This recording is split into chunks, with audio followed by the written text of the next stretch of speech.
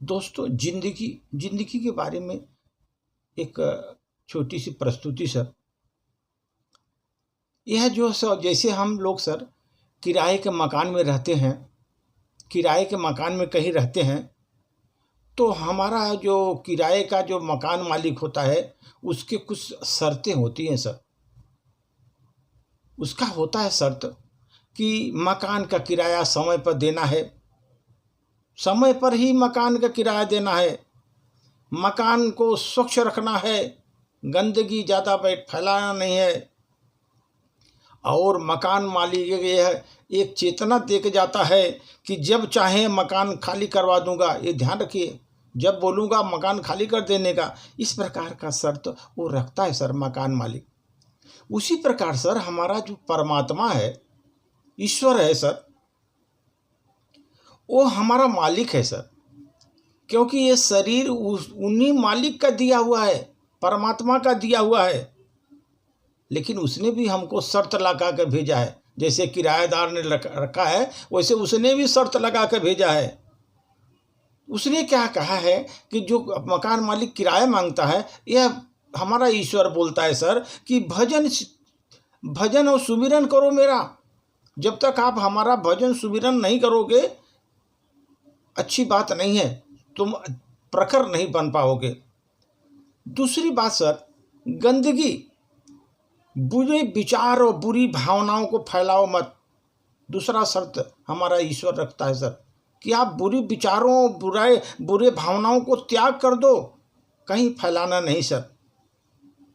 और तीसरी शर्त वो अपना परमात्मा ने रखा है सर कि जब मर्जी होगी परमात्मा अपनी आत्मा को वापस बुला लेगा। ध्यान रखो, परमात्मा ने बोला जब उसकी मर्जी होगी परमात्मा मेरा आत्मा को वापस बुला लेगा। उसमें कोई दो राय नहीं होनी चाहिए। इसका तात्पर्य है सर कि यह जीवन हमें बहुत थोड़े समय के लिए मिला है, थोड़े समय के लिए समय ये मिला हुआ है। इसमें लड़ाई झगड़े, द्वंद्व, देश, ईर्ष्या और जितने भी प्रकार के दुराचार हैं, उसको द्वेष की भावना रख करके जीना नहीं चाहिए सर। बल्कि प्रभु का नाम स्मरण करते हुए, उनका सुमिरन करते हुए अपना समय बिताना चाहिए सर। द्वेष ईर्ष्या से दूर रह करके भगवान का स्मरण करना चाहिए। जब हम भगवान का सुमिरन करते हैं और घर से बाहर निकलते हैं, तब गुरु शक्ति हमारे साथ रहती है सर। भगवान का जब हम सुमिरन करके बाहर निकलते हैं, उस समय हमारे भगवान परमात्मा की शक्ति हमारे साथ रहती है। गलत लोग, गलत शक्तियाँ हमारे सामने सर कितना भी की कोशिश करें, छू नहीं पाती उस समय। क्यों? उसमें भगवान ने हमको संरक्षण देकर रखा हुआ है। तो कितना भी कोशिश करें, वो जो है गलत लोग और गलत शक्तियाँ कुछ कर नहीं पाती सर। इसलिए भगवान का नाम सुमिरन करना चाहिए सर, और सुमिरन करने से ही हमको आगे बढ़ सकते हैं, हमारे आत्मा परमात्मा के साथ विलीनता हो सकती है सर। किसी ने सर हमारे गुरु जी से पूछा, जिंदगी में चिंता बहुत सताती है, जिंदगी में चिंता बहुत सताती है। तो हमारे गुरु जी ने बोला, आप कुछ कर सकते हैं? चिंता तो बहुत सताती है, कुछ कर सकते हैं आप उसके लिए? बोला नहीं, तो चिंता क्यों? कुछ कर सकते हैं तो चिंता क्यों? अगर कुछ नहीं कर सकते तब फिर चिंता क्यों?